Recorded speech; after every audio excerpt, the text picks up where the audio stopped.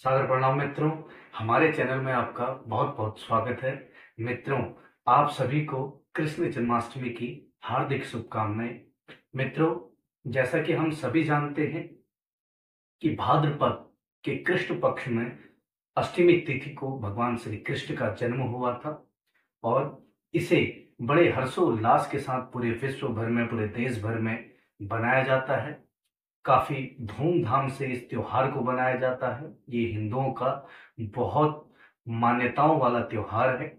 तो इस वर्ष सन 2024 में, जैसा कि हम सभी जानते हैं, 26 अगस्त को जन्माष्टमी पड़ रही है। तो मित्रों, हमारे मन में यह सवाल आता है कि हम बाल कृष्ण का यानी लड्डू गोपाल का जो पूजा है, उसकी पूजा हम कैसे करें, यानी कि जन्माष्टमी के दिन हम पूजा की क्या विधि होनी चाहिए, सरल से सरल विधि से हम कैसे लड्डू गोपाल का पूजन कर सकते। मित्रों, कृष्ण जन्माष्टमी के दिन आप सुबह ब्रह्म मुहूर्त में उठें तथा अपने घर की साफ सफाई करें, स्वच्छता रखें और मंदिर को साफ रखें। उसके बाद आप स्नान करें। स्नान करने के बाद आप मंदिर में जाएं। मंदिर में जाने के बाद आप वहां साफ सफाई करें। साफ सफाई करने के बाद आप लड्डू गोपाल के लिए आसन दें। आसन के बाद आपके घर में अगर लड्डू गोपाल विराजमान है तो उन्हें स्नान करवाएं। स्नान में ध्यान दें कि पंचामृत से उनका स्नान करवाएं, जिसमें दूध, जल, दही, घी, शहद इत्यादि का पूरा मिलाकर उन्हें स्नान करवाएं, अच्छे से स्नान करवाएं।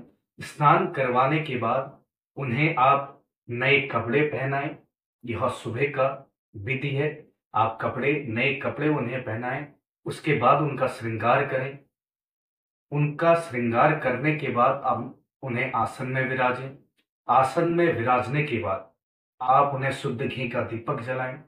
दीपक जलाने के बाद आप धूप करें और फल चढ़ाएं, उन्हें भोग लगाएं। आप इस दिन भगवान कृष्ण को, बाल कृष्ण को, लड्डू गोपाल को माखन मिश्री का भोग अवश्य लगाएं। उसके पश्चात आप उन्हें तिलक करें। तिलक करने के बाद आप उनकी आरती करें। आरती करने के बाद मित्रों, बिल्कुल भी ना भूलें, इस दिन भगवान श्री कृष्ण के पूजा के समय आप भगवान श्री गणेश का भी ध्यान करें, क्योंकि भगवान गणेश के पूजा के बिना सभी पूजा विफल होती है, तो उनका भी ध्यान करें। उसके पश्चात आप उन्हें भोग लगाएं, माखन मिश्री का भोग लगाएं, फल इत्यादियों का भोग लगाएं, पुष्प चढ़ाएं।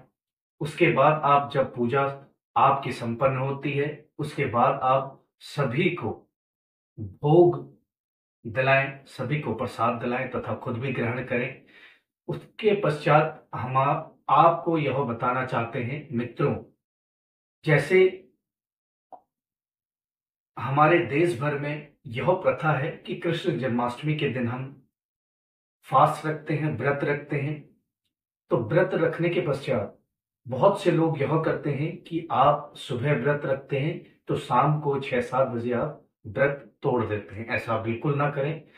व्रत तभी तोड़ें जब रात को 12 बजे लड्डू गोपाल का जन्म होगा और जन्म के पश्चात आप उन्हें भोग लगाते हैं, तो उसी भोग से आप अपना व्रत भी तोड़ें।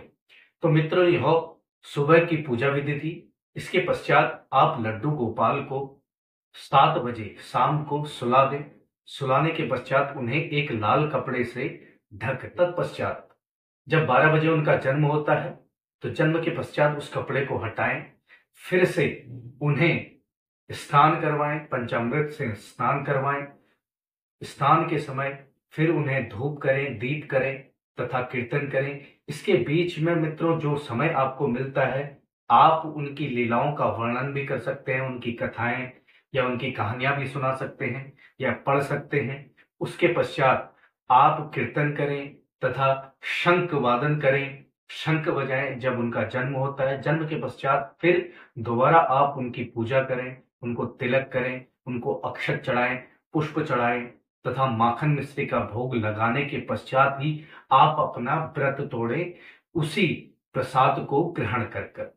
जब उनका जन्म होता है, जन्म के पश्चात आप भजन करें, कीर्तन करें, तभी आप व्रत तोड़ें। और व्रत तोड़ने के बाद, जब आप व्रत तोड़ते हैं, उसके बाद आपकी पूजा संपन्न होती है। तो मित्रों, ऐसा बिल्कुल भी ना करें कि आप सुबह व्रत रखें तो शाम को व्रत तोड़ दें। श्री कृष्ण के जन्म के पश्चात ही आप अपने व्रत को पूरा करें। तो यह थी एक छोटी सी जानकारी, जिससे कि आपको सरलता हो सके लड्डू गोपाल की पूजा में। उम्मीद करता हूं कि हमारे द्वारा दी गई जानकारी आपको जरूर पसंद आई होगी। जय श्री कृष्ण।